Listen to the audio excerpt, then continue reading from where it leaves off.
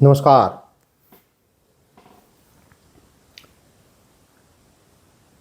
कांग्रेस के युवराज श्रीमान राहुल जी ने अपने न्याय यात्रा के दौरान भाषण देते हुए ये बात कही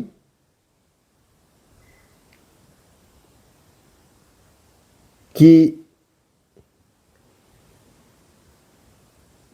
जाति मेरी सरकार आएगी तो जातीय गणना करवाएगी।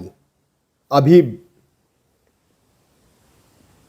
हाल ही में चुनाव होने जा रहे हैं लोकसभा के, और इस चुनाव को येन केन प्रकारेण किसी तरह का भ्रम फैला करके और लोगों का वोट इकट्ठा किया जाए, इस मानसिकता के साथ कांग्रेस के युवराज, समाजवादी पार्टी के युवराज और आरजेडी के युवराज, ये तीनों इसी मानसिकता के साथ काम कर रहे हैं। ये तुष्टीकरण की राजनीति कर रहे हैं। जहां एक तरफ भारत के यशस्वी प्रधानमंत्री नरेंद्र भाई मोदी जी इस देश को आगे ले जाने की बात करते हैं, उस देश को विकसित भारत का संकल्प लेकर चल रहे हैं कि 2047 तक ये भारत विकसित राष्ट्र की श्रेणी में खड़ा हो और ये विश्व गुरु बने, उसके ऊपर वो काम कर रहे हैं।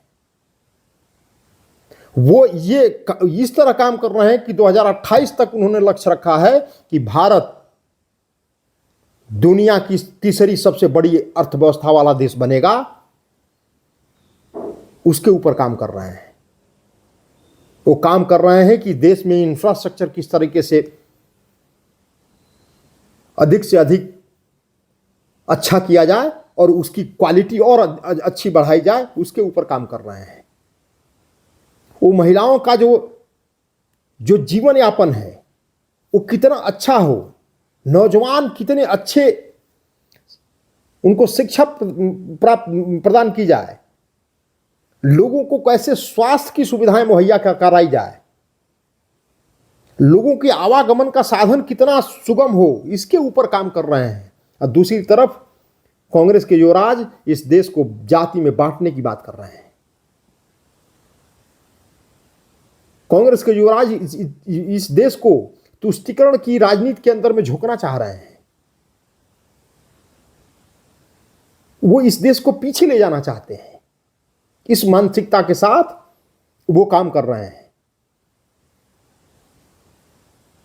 एनडीए गठबंधन का एकमात्र उद्देश्य यह है कि किसी तरह हम सत्ता प्राप्त करें ताकि अपने घोटाले, अपने परिवार, अपने वंशवाद, अपनी भ्रष्टाचार, इन सब को कैसे हम छुपा लें, उसको कैसे बचा लें, इसके लिए ये पूरी की पूरी लड़ाई चल रही है। लेकिन इस देश की 140 करोड़ जनता ये जानती है कि ये देश किसके हाथों में सुरक्षित है। इस देश को कौन आगे ले जा सकता है, किसकी नियत और नीति दोनों नियत जो है साफ है और नीति स्पष्ट है। कौन बहुत बड़े निर्णय लेकर के और ऐतिहासिक फैसले लेकर के आगे वो बढ़ सकता है, क्योंकि इस देश ने देखा है कि नरेंद्र भाई मोदी जी ने बिल्कुल साफ नियत से इस देश की नीतियां बनाई है और स्पष्ट नीतियां बना करके उन्होंने काम किया है। उसका उदाहरण है धारा 370, आर्टिकल 370 जम्मू एंड कश्मीर से हटा करके उन्होंने सदा के लिए जम्मू एंड कश्मीर को भारत का एक अभिन्न अंग बनाया है। यह देश भूल नहीं सकता। पाकिस्तान को उसी की भाषा में उसको जवाब दिया है, यह देश कभी नहीं भूल सकता।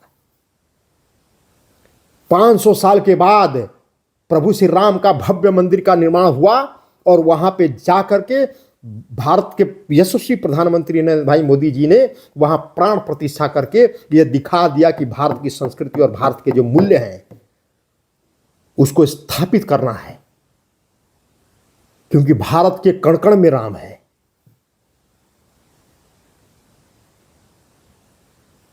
और ये दूसरी तरफ ये जो युवराज घूम रहे इस पूरे देश के अंदर में, जो अलग अलग राज्यों में अलग अलग जगहों पे जो घूम घूम करके ये जो एक तरह से भ्रम फैलाने की कोशिश कर रहे हैं, ये बाबर और औरंगजेब की मानसिकता इस देश के अंदर में लाना चाहते हैं। ये तुष्टीकरण की राजनीति करना चाहते हैं।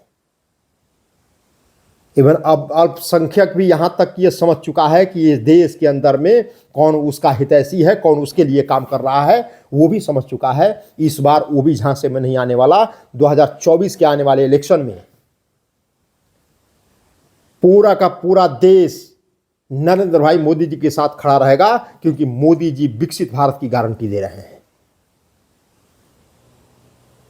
मोदी जी इस देश के अंदर में उन्होंने जो छोटे छोटे जो रोजमर्रा की जिंदगी है, रोजमर्रा की जरूरतें के ऊपर वो सोचते हैं, उसके ऊपर काम करते हैं। वो इस भारत को आत्मनिर्भर बनाना चाहते हैं। वो आत्मनिर्भर भारत की बात करते हैं। वो मेक इन इंडिया की बात करते हैं, और उसको उन्होंने करके दिखाया है। इनके पास, इंडी अलायंस के गठबंधन के लोगों के पास न तो कोई नीति है और न ही नियत है। ये सिर्फ अपने पापों को और अपने भ्रष्टाचार, अपने घोटाले को बचाने के लिए ये लोग इकट्ठे होकर के इस देश के ऊपर अपना सामंतवाद स्थापित करना चाह रहे हैं। होने वाला नहीं है। 2024 के आने वाले इलेक्शन में इस देश की जनता इनको मुंह तोड़ जवाब देगी।